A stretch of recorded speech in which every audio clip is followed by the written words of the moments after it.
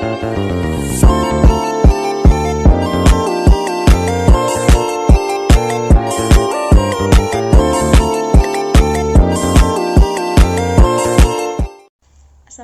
warahmatullahi wabarakatuh. Perkenalkan, saya Indana Zulfa dengan NIM akhir 2132, Program Studi Pendidikan Bahasa dan Sastra Indonesia kelas C.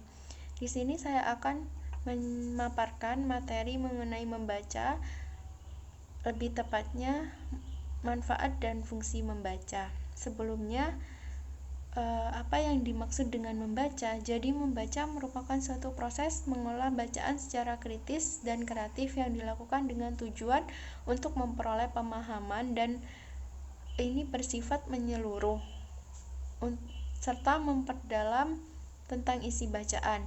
Dalam hal ini diperlukan kajian yang lebih teliti pada teks sehingga kita dapat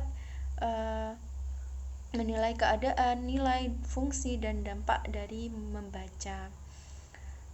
Untuk manfaat membaca yang pertama yaitu menambah wawasan dan pengetahuan. Sudah jelas ketika kita membaca, tentunya kita akan mendapat banyak sekali pengetahuan dan wawasan baru.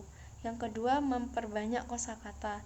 Dengan membaca kita akan menemui kosakata yang sebelumnya belum pernah kita ketahui.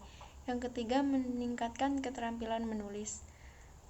Karena kita sudah banyak menemukan kosakata baru, sehingga kita akan mudah ketika kita akan menulis sesuatu.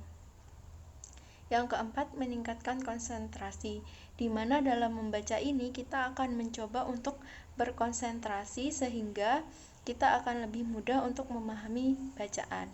Yang kelima, meningkatkan daya ingat.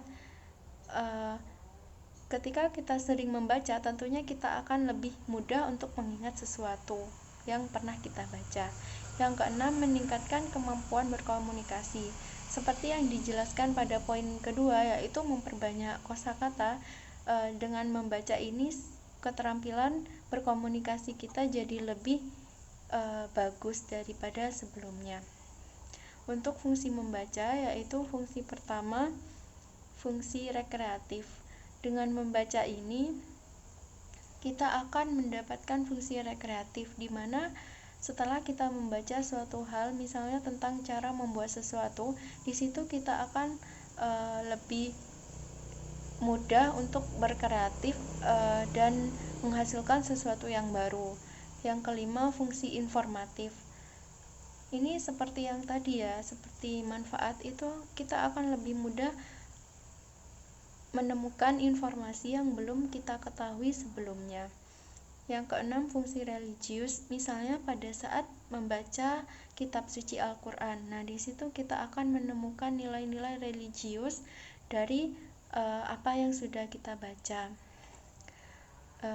Untuk yang terakhir yaitu fungsi pembunuh sepi, di mana ketika kita sedang merasa kosong, tidak melakukan suatu kegiatan, dan kita mulai membaca, di situ kita akan merasakan fungsi dari membaca yaitu sebagai pembunuh sepi. Jadi sebagai hiburan juga bisa.